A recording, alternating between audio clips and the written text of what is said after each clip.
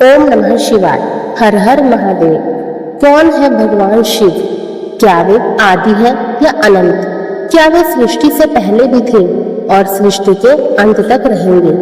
आज हम जानेंगे कब, कैसे और कहाँ प्रकट हुए भगवान शिव। एक ऐसी कथा जो केवल धर्म नहीं बल्कि ब्रह्मांड के रहस्य भी खोलती है। शिव कोई साधारण देव नहीं, वे अद्वैत है, न जन्म न मरण। ऋग्वेद जो सबसे प्राचीन ग्रंथ माना जाता है, उसमें शिव को रुद्र कहा गया है। वहाँ लिखा है नमः शंभवे च मयो भवे च, यानी वह जो कल्याणकारी है और आनंददायक है। शिव न तो जन्मे न मरे, वे स्वयंभू है, यानी अपने आप प्रकट हुए। न किसी माँ के गर्भ से जन्म लिया, न किसी देवता के द्वारा सृजित हुए। लेकिन प्रश्न उठता है कब प्रकट हुए?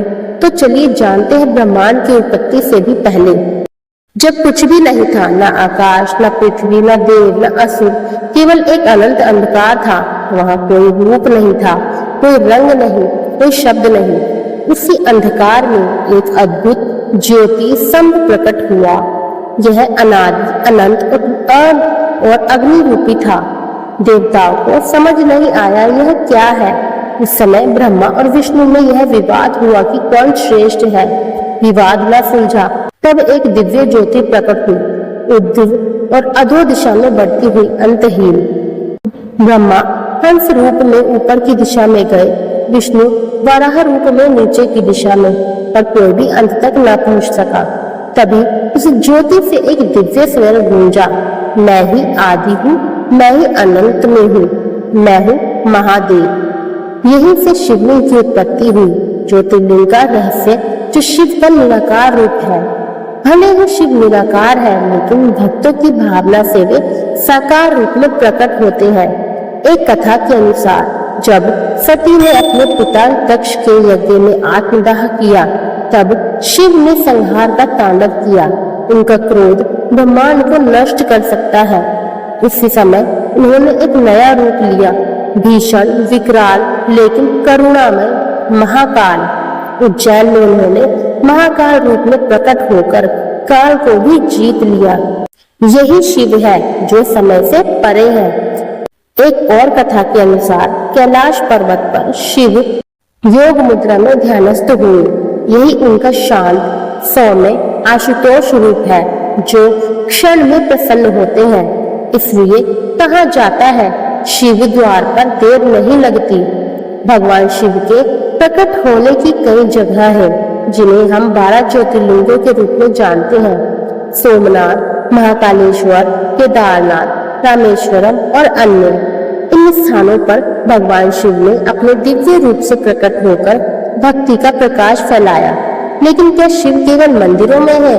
नहीं। जहाँ भक्ति है वहाँ शिव है, जहाँ वैराग्य है, जहाँ ध्यान है, जहाँ करुणा है, वहीं शिव प्रकट होते हैं। शिव केवल एक देव नहीं, वे तत्व है। उनकी जटाओं से बहती ज्ञान गंगा, उनकी आंखों से झलकता है करुणा। गले का विष बताता है दुख को स्वयं ही समाहित करना, दूसरों को बचाने के लिए। उनका डमरू है ब्रह्मांड की ध्वनि, ओंकार। त्रिनेत्र है भूत, भविष्य और वर्तमान पर नियंत्रण। वे नंगे पैर है, प्रकृति से एकात्म। वे शमशान में रहते हैं, हमें मृत्यु का बोध कराते हैं ताकि हम जीवन को सार्थक बनाएं। हम सबके प्रिय भगवान शिव का जन्म नहीं हुआ है, वे स्वयंभू है, लेकिन पुराणों में उनकी उत्पत्ति का विवरण मिलता है।